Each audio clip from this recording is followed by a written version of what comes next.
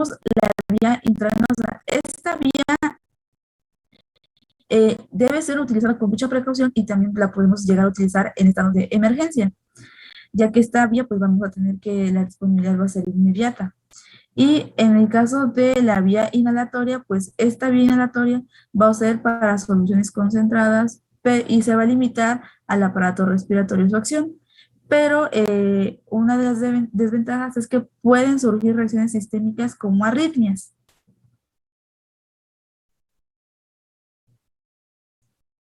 En su metabolismo. Bueno, continuamos que la epinefrina se ve inactivar rápidamente en el hígado mediante las acciones de las enzimas COMT y MAO.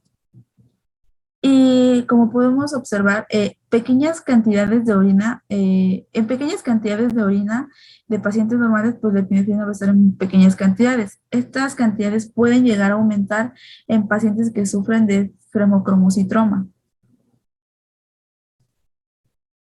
Bueno, ahora vamos a ver las presentaciones. La primera presentación que nos marca el libro es que puede ser en una autoadministración de reacciones anafilácticas. Aquí está, como lo podemos observar. Y bueno, van a haber diferentes formulaciones para diferentes indicaciones clínicas y las diferentes vías de administración por las que podemos llegar a administrar este fármaco. La epinefrina se puede administrar, bueno, puede ser una presentación inyectable. Va a estar en soluciones que van desde 1 miligramo sobre mililitro hasta 0,1 miligramos sobre mililitro. En el caso de la epinefrina que se administra de manera subcutánea, vamos a tener presentaciones. Bueno, las presentaciones van a estar en dosis que van desde 0,3 a 0,5 miligramos sobre mililitro.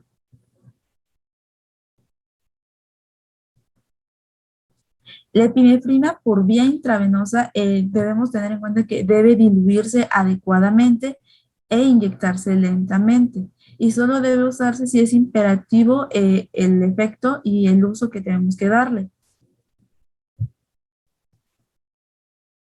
Bueno, aquí podemos observar una presentación de epinefrina. Vemos que viene en estas cápsulas, en estas ampolletas de color ámbar para protegerla. El líquido se va a ver ligeramente amarillo. Y esta epinefrina pues va a ser inestable en solución alcalina y tras exponerse al aire o la luz pues se va a oxidar, lo que la va a convertir de ese color ligeramente amarillo a un color más rosado. Y tras sufrir este proceso de oxidación se va a formar el adenocromo. Y tras volverse rosada, pues se puede llegar a poner hasta de color marrón por la formación de polímeros. Por eso es que esta ampolleta va a proteger a la epinefrina de no sufrir estos procesos.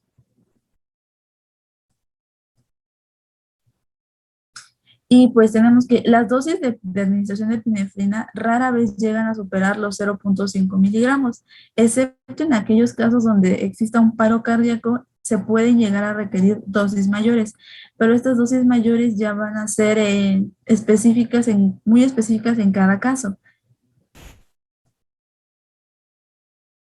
Bueno, la epinefrina, como sabemos, pues que todos los fármacos van a presentar un cierto nivel de toxicidad, efectos adversos y contraindicaciones. En este caso, puede llegarnos a causar inquietud, dolor de cabeza pulsante, temblores y palpitaciones, pero todos estos efectos van a ser transitorios y van a disminuir con el descanso y el reposo. Tenemos que a grandes dosis o una inyección intravenosa rápida podemos llegar a provocar una hemorragia cerebral debido a esto al aumento de la presión arterial. A su vez, también se pueden presentar arritmias, por lo que es muy importante la correcta administración de este fármaco. Las contraindicaciones de la epinefrina, bueno, está contraindicada en pacientes que están recibiendo un tratamiento de agonistas no selectivos de los receptores beta, como el propanolol. ¿Esto por qué? Pues porque las acciones de la epinefrina en los receptores alfa-1 vasculares puede llegarnos a causar hipertensión grave y hemorragia cerebral. Así que está contraindicada en pacientes sin tratamiento con agonistas no selectivos de los receptores beta. Los usos terapéuticos. Como ven, vamos a tener una gran cantidad de usos terapéuticos. Uno de los más importantes es que, como la doctora comenzó a mencionarnos el día de ayer, es que va a prolongar la acción de los anestésicos locales. Esto debido a que se produce una disminución del flujo sanguíneo local y la absorción sistémica pues se da de forma más lenta. También nos puede ayudar a restaurar el ritmo cardíaco en pacientes que están sufriendo de un paro cardíaco. Va a funcionar también como un agente hemostático tópico. Esto va a ser cuando es administrado en superficies grandes, en pacientes que tienen úlceras pépticas, sangrantes o de la boca. Y también la vamos a poder utilizar en un alivio rápido y de emergencia tras una reacción de hipersensibilidad o anafilaxis.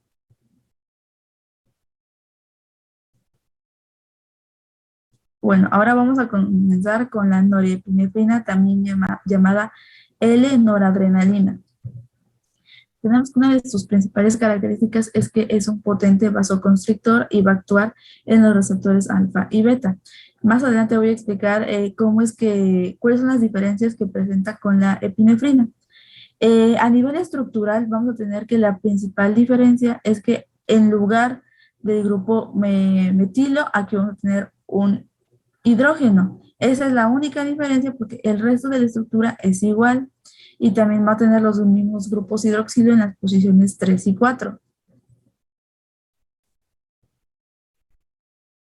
Aquí vamos a comenzar a ver las propiedades farmacológicas, pero estas propiedades van a depender de la interacción de la norepinefrina con los receptores. Y aquí, como podemos observar, hice una tabla donde comparo pues la acción de estos dos fármacos. Como ya habíamos analizado, la epinefrina va a poder interactuar con los receptores alfa 1 y alfa 2, también la norepinefrina. Sin embargo, la epinefrina va a ser más potente. La norepinefrina va a ser menos potente en relación con la epinefrina. En los receptores beta 2, pues la acción va a ser equivalente. Aquí no hay más que decir. La cuestión de las diferentes propiedades farmacológicas surge en la interacción que tienen con los receptores beta 2. La epinefrina sí tiene una buena interacción con estos receptores beta 2, mientras que la norepinefrina no. Aquí radica la diferencia más significativa. Y entonces, con todo esto podemos llegar a la conclusión de que la norepinefrina va a ser menos potente en la mayoría de los órganos, en comparación con la epinefrina. Y bueno, esta tabla ya la habíamos analizado en clases anteriores, pero la vuelvo a poner. Y aquí nos compara directamente los efectos de las infusiones de epinefrina y de norepinefrina. Bueno, en este caso es los efectos que van a tener en el sistema cardíaco. Aquí en la circulación periférica, los efectos metabólicos y en el sistema nervioso central. Pero pues esa tabla ya la habíamos analizado en clases anteriores. Vamos a pasar a los efectos cardiovasculares que nos va a producir la norepinefrina. Como podemos ver, nos va a aumentar la presión sistólica y diastólica. Nos va a dar también un aumento en la presión de pulso, un aumento en la resistencia periférica total, un aumento en el volumen sistólico y también un aumento en la resistencia vascular periférica en lechos vasculares, lo que también nos lleva a un aumento en el flujo coronario. Y nos va también a producir una disminución, bueno, puede ser una disminución o que se mantenga igual el gasto cardíaco. Y también la actividad vagal nos va a producir una disminución en la velocidad del corazón, una disminución del flujo sanguíneo renal y también una disminución en el flujo sanguíneo esplénico y hepático. Todos estos son los efectos cardiovasculares que va a tener la norepinefrina. Como habíamos visto en la tabla, la norepinefrina puede llegar a estimular los receptores beta 2, pero de manera muy poco potente, casi nula. Pero en el momento en que llega a estimularlos, puede llegar a aumentar el flujo sanguíneo coronario. Y pues la administración de norepinefrina en pequeñas dosis no va a causar vasodilatación o una reducción de la presión arterial. Efectos varios. Bueno, En los efectos varios, el libro nos menciona que otras respuestas no son notables en los humanos y no nos menciona ninguna en el caso de los humanos. Pero en el caso de los animales se ha observado que en dosis grandes puede llegar a producir hipoglucemia o efectos metabólicos similares a la epinefrina, como lo son el aumento o la inhibición en la síntesis de insulina y el aumento en la síntesis de glucagón.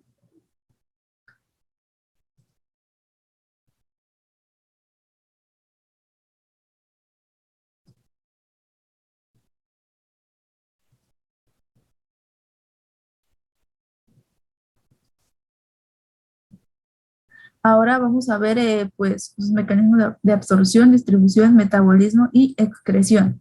En este caso ya estamos en la norepinefrina.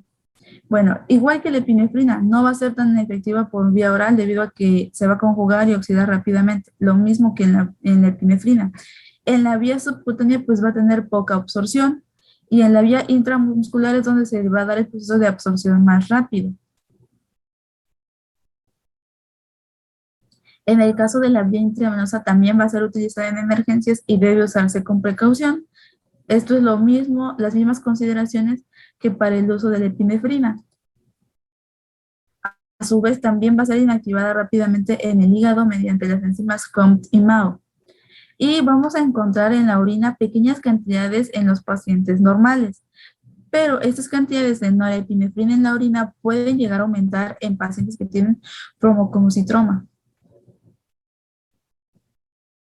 Bueno, en su toxicidad, efectos adversos y contraindicaciones.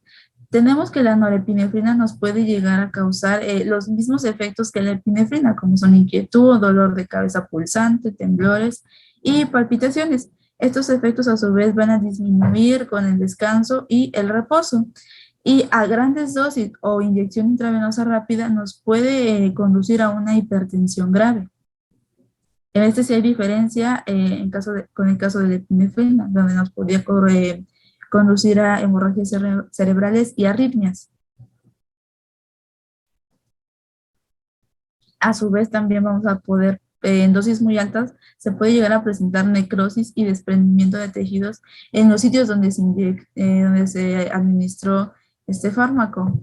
Por lo que esta infusión debe hacerse en lo alto de la extremidad a través de una cánula de plástico larga para evitar esta necrosis y desprendimiento de tejidos.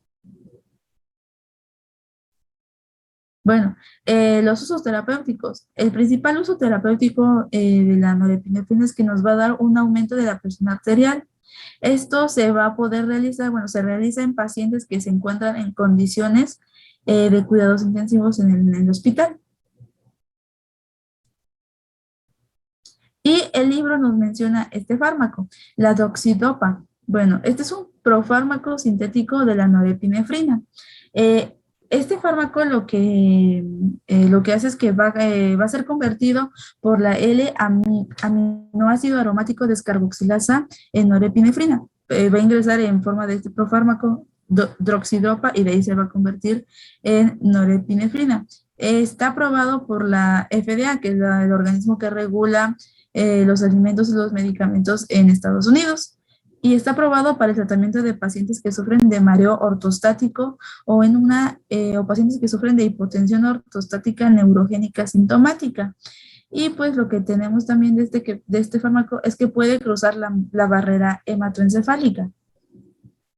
Lo busqué el uso aquí en México y este medicamento es muy difícil de conseguir aquí en México, por lo que casi no hay información sobre su uso en México.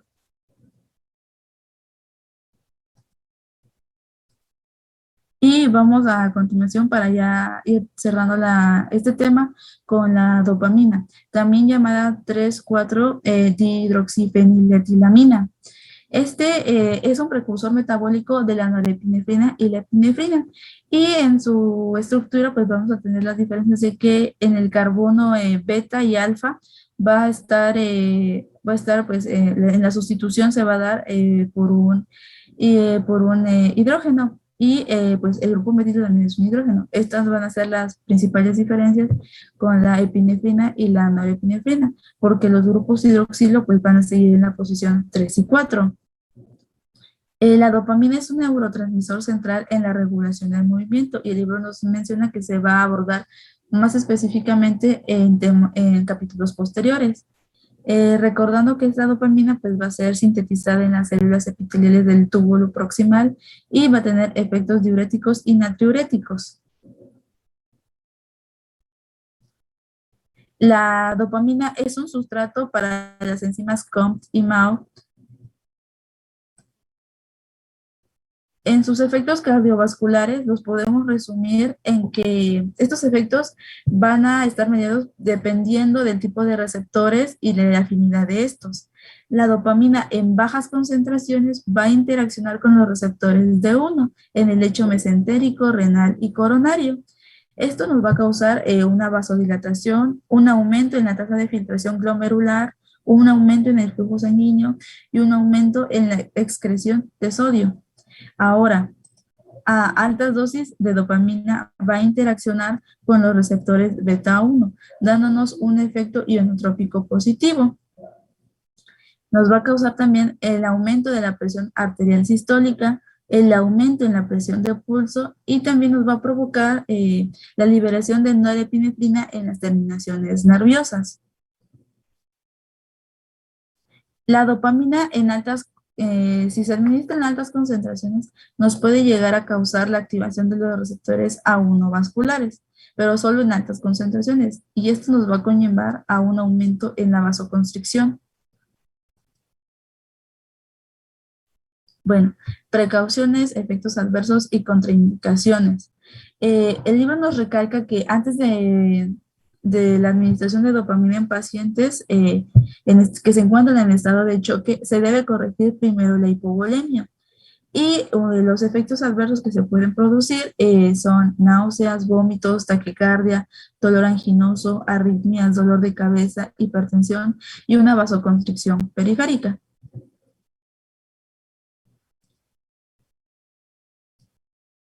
Esto también este fármaco se debe administrar, se puede administrar también por una infusión prolongada, pero uno de los efectos que se pueden producir es que se pueden llegar a gangrenar los dedos y las manos de los pies.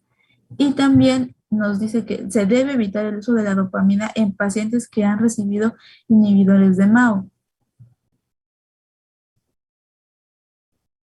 Usos terapéuticos.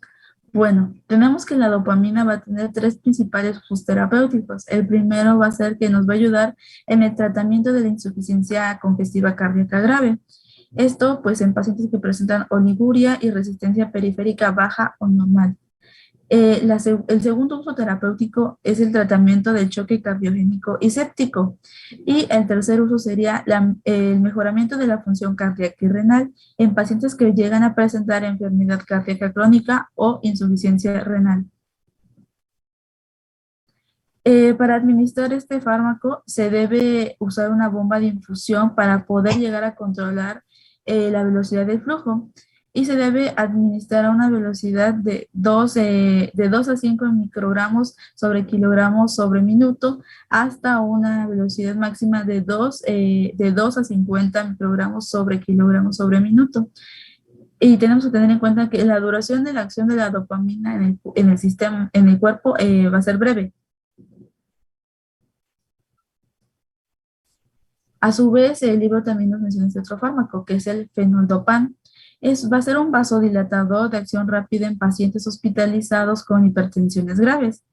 Este fármaco va a ser agonista de receptores de 1 periféricos. También va a tener cierta afinidad por los receptores alfa 2. Y pues lo que nos va a causar es que va a dilatar las arterias coronarias, las arterias eferentes y aferentes que se encuentran en el riñón y en las arterias mesentéricas. Su dosis va a ir desde 0,01 microgramos a 1,6 microgramos sobre kilogramo sobre minuto. Y para su administración se debe usar una bomba de infusión calibrada. El fenoldopam tiene una tasa media de eliminación de 10 minutos, también se va a eliminar de manera rápida y nos puede llegar a causar rubor, dolor de cabeza, mareos, taquicardia o bradicardia, que estos efectos van a ser secundarios a la vasodilatación. Y por último tenemos a la dopexamina. Bueno, esta dopexamina lo que va a hacer es que va a inhibir la captación de catecolaminas y va a favorecer el recuperamiento de la función hemodinámica en pacientes que tienen insuficiencia congestiva cardíaca grave, sepsis o choque. Va a tener una afinidad por los receptores de uno y 2 y de 2 de la dopamina, afinidad por los receptores beta 2 y puede llegarnos a aumentar el volumen sistólico en pacientes que presentan un bajo gasto cardíaco. También va a disminuir la resistencia vascular sistémica. Se puede llegar a presentar taquicardia e hipotensión en dosis altas. Este medicamento no está aprobado por la FDA. Y esto sería todo de mi parte. A ver, nos da tiempo, 8:33, 7 minutos tenemos. A ver, entonces, Mitzi, Cristel, dime 5 diferencias entre adrenalina y noradrenalina. Sí, la activación primero de los receptores beta 2. La adrenalina también va a producir un mayor efecto vasoconstrictor. La adrenalina tiene también mayor acción sobre el sistema cardiovascular que la noradrenalina. ¿Cuántos llevo? ¿Tres? No, pues es la misma, estás hablando de Bueno, cardiovascular. Llevas ajá. una nada más. Llevas una. La noradrenalina, perdón, la adrenalina va a tener un efecto como broncodilatador. En el caso de la noradrenalina no se menciona. También que la adrenalina, Fíjate, Mitzi, te voy a hacer una sugerencia. Primero tienes que empezar en la conformación química, es decir, la adrenalina tiene grupo metilo y la noradrenalina no. no. Segundo punto, diferencia de receptores. A ver, diferencia de receptores. La afinidad por el receptor beta 2 va a ser muy baja o casi nula en la administración de la noradrenalina. Ajá. ¿Sobre qué receptores actúa la noradrenalina? La noradrenalina va a actuar sobre los receptores alfa y beta 1. Puede llegar a tener actividad sobre los beta 2, pero solo en dosis muy altas. Acuérdate que tienes que decir los apellidos del alfa. ¿Sobre qué alfa? Alfa 1, alfa 2, en ambos. Bueno. ¿Y la noradrenalina? Digo, ¿y la adrenalina? La adrenalina va a tener efectos sobre los 4 receptores, alfa 1, alfa 2, beta 1 y beta 2. ¿Quién tiene Pero va a predominar el efecto sobre los receptores alfa 1, alfa 2 y beta 1. ¿De quién? De la adrenalina. No, hombre, y el beta 2, ¿por qué lo dejas fuera? Sí, es una de las diferencias que te falta mencionar. Mencioné que sí, pero que va a predominar sobre el beta 1. No. Sí tiene efectos sobre el beta 2. Que quede claro, que la adrenalina tiene efectos potentes en receptores alfa 1, alfa 2, beta 1 y beta 2. Aquí no hay diferencias que en el beta 2 es menos. No, hombre, ahorita te voy a decir por qué. Entonces, diferencia. Ahora, ¿quién tiene mayor afinidad por los beta 3? ¿Por los beta 3? Claro, no has mencionado ahorita los beta 3. La adrenalina. No, es la noradrenalina.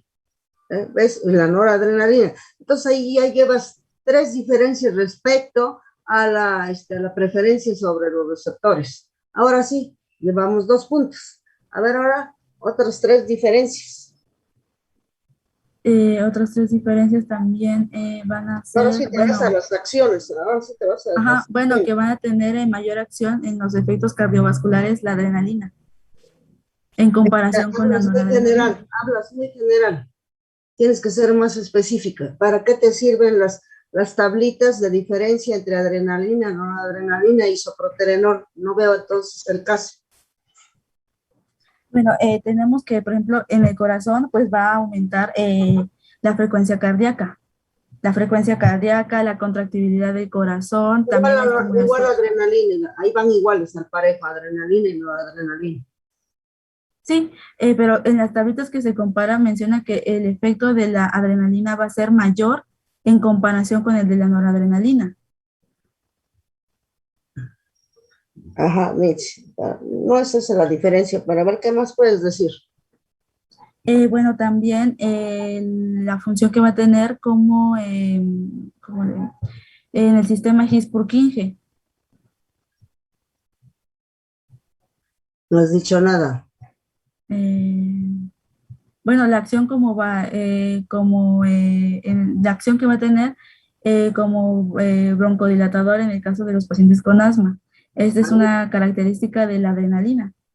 ahí sí estoy de acuerdo. Llevas 3.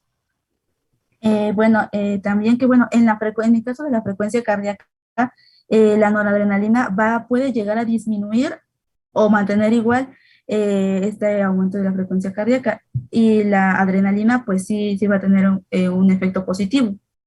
Depende, depende de la dosis. Si te Ujú. refieres a la adrenalina, depende de la dosis. Dosis menores, ¿quién gana? Ahí ¿Perdón? aumenta. Dosis menores, ¿quién gana? En dosis menores, Que sí, depende, por eso depende de la dosis. ¿A qué se refiere el efecto bifásico de la adrenalina? a que primero nos puede causar un aumento de la presión arterial y después la puede llegar a disminuir. ¿Cómo son las diferencias en esas presiones para que tú hagas otra diferencia si quieres tomar este punto en cuanto a la adrenalina? Tienes 2 minutos, Eh, te va a cortar, pero te voy a seguir preguntando.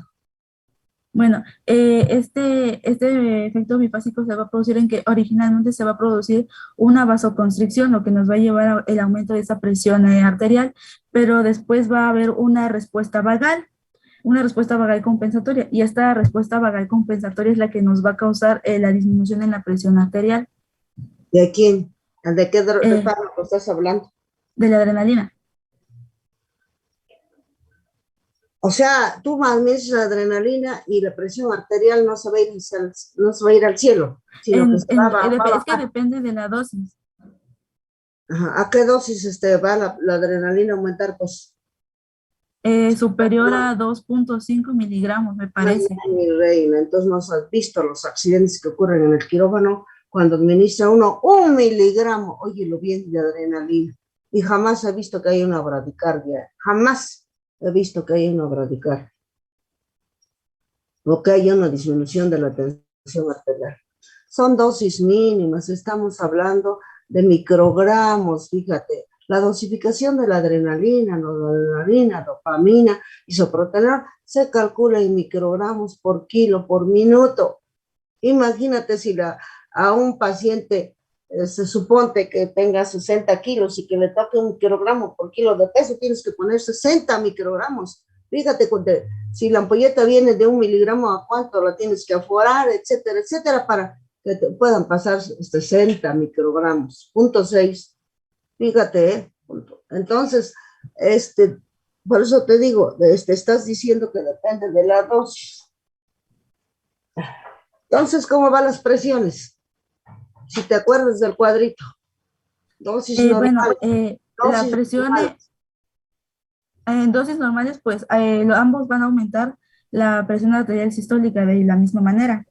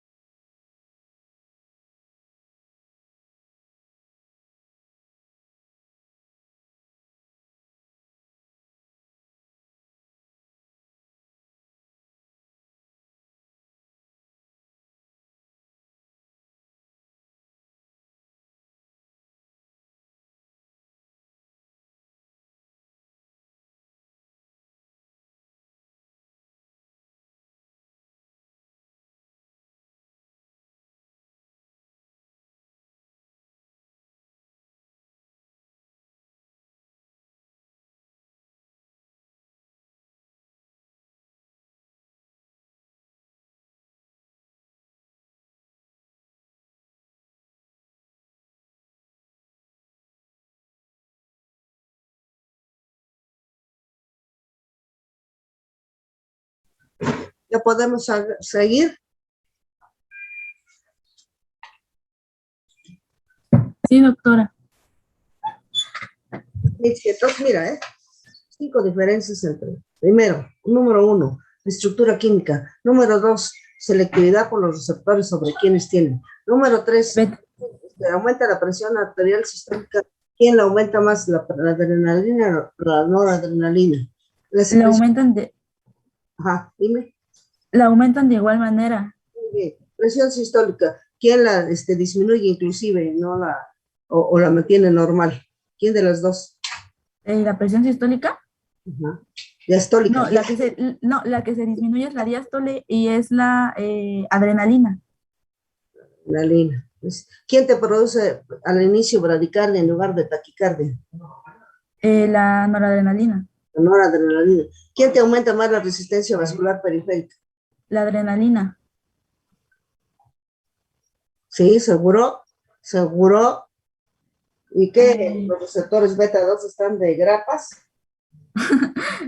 La noradrenalina, perdón, doctora. Noradrenalina.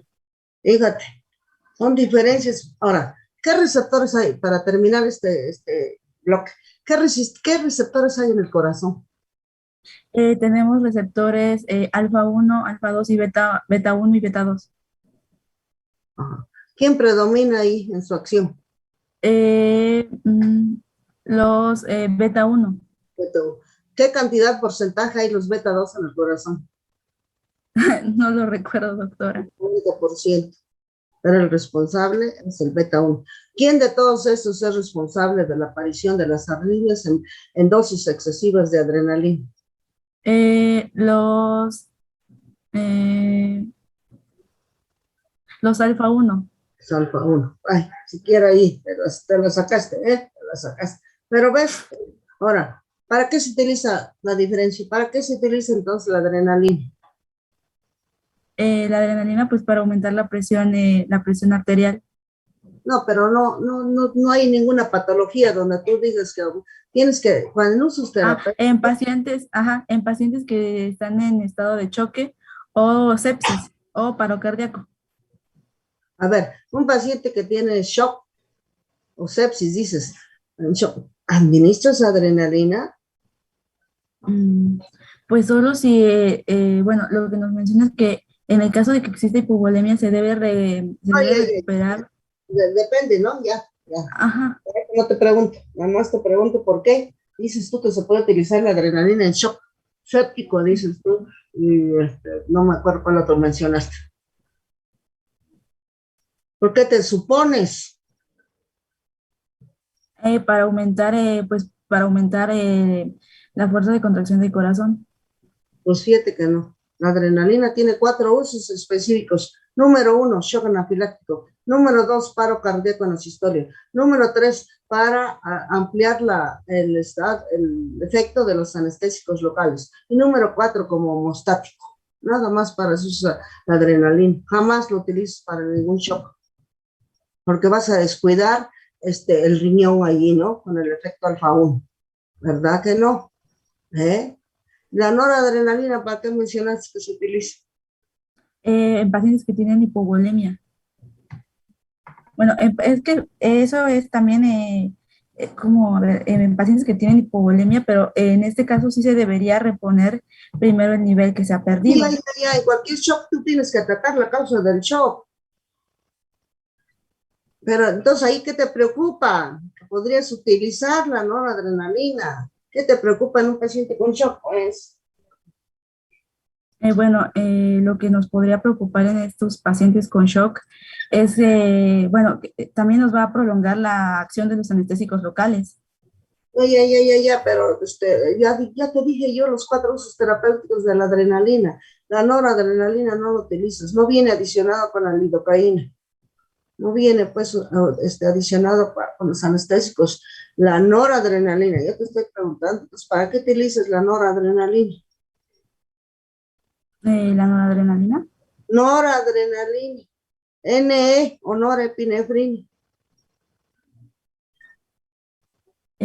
Pues esta la podemos ocupar en,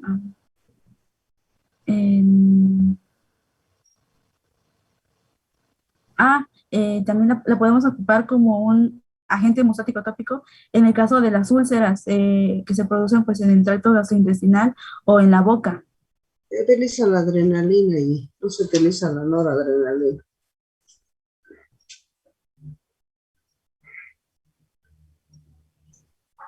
Nos faltó una diferencia. ¿Quién disminuye el gasto cardíaco o lo mantiene normal? Se me olvidó eso. La Ah, adrenalina, la noradrenalina.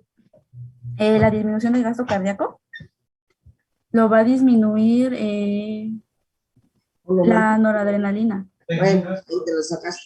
La noradrenalina antiguamente se utilizaba para estados hipotensivos graves, hipotensivos, por eso te decía yo, ¿qué te preocupa en un shock cualquiera que sea? La hipotensión, ¿ves? Pero ahí es puro efecto alfa 1 y nada más para sacar de la apuración, pues, porque la verdad que le vas a dar el traste al riñón, no vas a hacer que ese paciente no orine. Bueno, ahora, a ver, la dopamina, a ver, la dopamina, ¿para qué se utiliza la dopamina?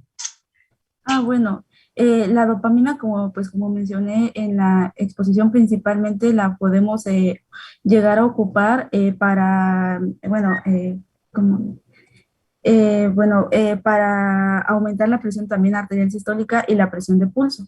Pero y también si queremos aumentar pues de la liberación de la noradrenalina de las terminaciones nerviosas.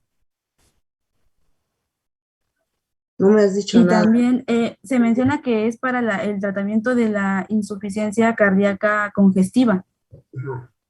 Esa es una, y también para mejorar lo que es la función renal y cardíaca. Eso, todavía, fíjate, todavía. Entonces, ¿y de qué depende que tú logres esos efectos de la dopamina? ¿De qué depende? ¿De qué depende? Claro, ¿de qué depende? No te, Eh, no te oí, no te escuché nada de eso, por eso te estoy preguntando. ¿De qué depende? ¿Por qué la dopamina es tan buena, pues, para un tratamiento de un shock? Llámese séptico, ah, hipovolémico. ah, Porque va a aumentar el volumen de flujo sanguíneo. Sí, Y ¿de qué también, pues, depende? esto, ¿De qué depende eso? bueno, de la interacción que va a tener con los receptores D1 en el lecho mesentérico, en el renal y en el coronario. Muy bien, Mitzi, hasta ahí vas bien. Fíjate, ¿eh? Y ahora para alcanzar ese fin, otra vez, ¿de qué depende? Muy bien, ¿de qué depende para que tú hagas que el paciente orine? Bueno, es que la dopamina es un sustrato para las enzimas Contimao. No, Mitzi, depende de la dosis, depende Ah, de la dosis. Dime las dosis donde vas a favorecer la filtración glomerular y por tanto la diuresis en un paciente. ¿Cómo? Sí, pues tienes que decir la dosis, aquí sí es Bueno, necesario. ajá, la dosis, pues es que la dosis también variaba de 2,5 microgramos sobre kilogramo bueno, mencionaba que también se podía llegar a administrar hasta de 2 a 50 microgramos sobre kilogramo, sobre minuto. Eso No, iba a variar. no, Mitzi, tienes que ser específica. ¿Cuánto es la dosis para tener el efecto DOPA? El efecto DOPA es la vasodilatación en los tres lechos vasculares, mesentérico, coronario, ¿y dónde otro? El Renal, sódico. renal. Ajá. Dos cosas, Es ¿cuál es de, la dosis DOPA? ¿Cuál es la dosis DOPA? bueno, es que también variaba de 1 a 4, es ese intervalo. No, Mitzi, es de 2 a 5 microgramos por kilo por minuto. Ahora, si te vas a una dosis de 5 a 10 microgramos, ¿qué efecto vas a tener de la DOPA? Efecto Bueno, predominante vas a tener de la dopamina si tú lo pones de 5 a 10 microgramos por kilo por minuto. bueno, vamos a tener el efecto ionotrópico positivo. Acuérdate que no es ionotrópico, es ino. Trópico, perdón. ¿Qué receptor está predominando ahí? En esos receptores va a estar predominando el alfa 1. No, mija. No, Ese el no, beta 1, perdón. Beta no. uno. Y si te vas a 10 o más microgramos por kilo por minuto, que tu libro dice que hasta 50, ¿a qué efecto está Eh, predominando ahí de la dopamina? bueno, nos menciona que se puede llegar a producir gangrena. Ajá, ¿qué efecto está produciendo? Deja de la gangrena, ahorita vemos la gangrena. ¿Qué efecto está predominando allí? ¿Y qué receptor está predominando con esa dosis de dopamina? Con esa dosis de dopamina, pues nos va a producir lo que sería la liberación de noripinefrina. No, olvídate de la liberación de norepinefrina. A ver, Bueno, ¿por qué el nos va a causar una vasoconstricción, un aumento en la vasoconstricción porque va a interactuar con los receptores alfa 1. ¿Ves? La dopamina actúa sobre receptores alfa y beta, pero aparte tiene sus propios receptores, el D1 y el D2. En este caso, estamos sobre 3 receptores específicos. El D1, que es la vasodilatación en los 3 lechos vasculares, 2 a 5 microgramos. El beta 1, que es de 5 a 10 microgramos por kilo por minuto, y más de 10 microgramos, el predominante es el alfa 1. Esa es la respuesta, bien, sin dar tanto rodeo. Entonces, ¿de qué depende el efecto de la dopamina? Depende de la dosis, porque de acuerdo a la dosis va a ser la predominancia del receptor. Entonces, dice el libro, y en la práctica te digo, se ha hecho. Eso que dice que hasta 20 microgramos, hasta 50, ¿se ha hecho? Sí, en los casos desesperados. ¿Cuáles son los casos desesperados? Cuando tú tienes un paciente con una hipotensión severísima, de 50 a 40, no vas a ponerle dosis de 2 o 5 microgramos, porque te va a aumentar muy poquito. Ahí le das hasta más de 10, pues de 10 a 20 microgramos, pero eso se lo pasas para mejorar en ese momento la tensión arterial, que te dé tiempo si es que es el volumen, pues hay que reponer volumen, etcétera, con sangre, con lo que sea, pero tú vas a reponer volumen si es un shock hipovolémico, ¿verdad? Y entonces, después de eso, pero no pasan horas, acuérdate que también la vida media de la dopamina es muy como adrenalina y noradrenalina son muy cortísimos, ultra cortas. Entonces, pero como las 3 se aplican, las 2, noradrenalina y dopamina, se pueden aplicar por infusión continua, entonces tú ahí tienes el control. Bueno, entonces sí es cierto que dice, te puedes llegar hasta 20 o a 50 microgramos por kilo por minuto, en el caso desesperado, pero tú vas a ver que el paciente va a tener una vasoconstricción periférica tan notable que se pone chinito, como si tuviera frío, piloerección, ¿no? Así, chinito. Y entonces ese paciente no lo vas a hacer orinar, porque también le estás produciendo una vasoconstricción a nivel del lecho renal. Y ese paciente no va a orinar. Y lo que nosotros queremos es que orine. Entonces, una vez que logras elevar tu tensión arterial, que te ayudas, le tienes que bajar la dosis rápidamente a 2 a 5 microgramos, ¿sí? Para que tú hagas a ese paciente orinar. Esa es la característica. ¿No han visto con el doctor Lázaro lo de los shock? Eso estamos viendo. Pues que no les ha preguntado las dosis de la dopamina. Qué raro, Qué raro, porque él también sabe que les pregunta los de la dosis de la dopamina. 2 a 5 microgramos, efecto dopa. 5 a 10 microgramos, efecto beta 1. Más de 10 microgramos, efecto alfa 1. Eso es lo bonito, fíjate, de la dopamina. Y para eso nos sirve la dopamina, como estamos viendo acá, independientemente que sea un neurotransmisor a nivel central, que tiene que ver con qué, Mitzi. ¿Con qué tiene Con que la ver? liberación de norepinefrina. No, olvídate ya del sistema nervioso autónomo. A nivel del sistema nervioso central. Con el movimiento. Eso, con los movimientos y la posición, etcétera, etcétera. Como vamos a ver después qué pasa con un enfermo que tiene Parkinson, que tiene deficiencia de dopamina, por decir. Entonces, ¿ves? Eso es la dopamina. Entonces, en la dopamina sí interesa la dosis en microgramos por kilo por minuto a jóvenes, porque es una pregunta del examen departamental. Óiganlo bien, y si ustedes se equivocan y no saben cómo se abrevia microgramos y ven miligramos, ven ahí 2 a 5 mlg y ahí van a tachar y ya nomás es una respuesta que no es buena. Microgramos, mcg, para no irse con la finta. Si no aparece eso, pues obvio que miligramos, pues no es microgramos. Por eso ven que tenía yo que decirte esto y ya ves que no lo dijiste porque en el libro pues creo que ya ni viene o si No, viene. no lo menciona el libro. Para que veas, pues sí, para que veas. Sí vienen de 2 a 5 microgramos, algunos de 3 a 5 y te dice que mayor a 10 y que puedes poner hasta 50 o 20, de 25 microgramos por kilo por minuto, pero no explica eso, no explica pues el por qué queremos que en estados, por ejemplo, usos terapéuticos de la dopamina, en estados de insuficiencia cardíaca, Sí. que también Doctora, con oliguria, dime, ¿eso nos vale? no es, ajá, es que no le quiero interrumpir, pero es que ya son las 9. Sí, sí, ya son las 9. Bueno, entonces nos vemos mañana y mañana empezamos con el otro chico, ¿no? A ver, permíteme. La gente es Pérez Torres Cosaret. Con ese continuamos mañana. Bueno, Sí. salimos. Hasta mañana todos. Hasta mañana. Hasta mañana, doctora.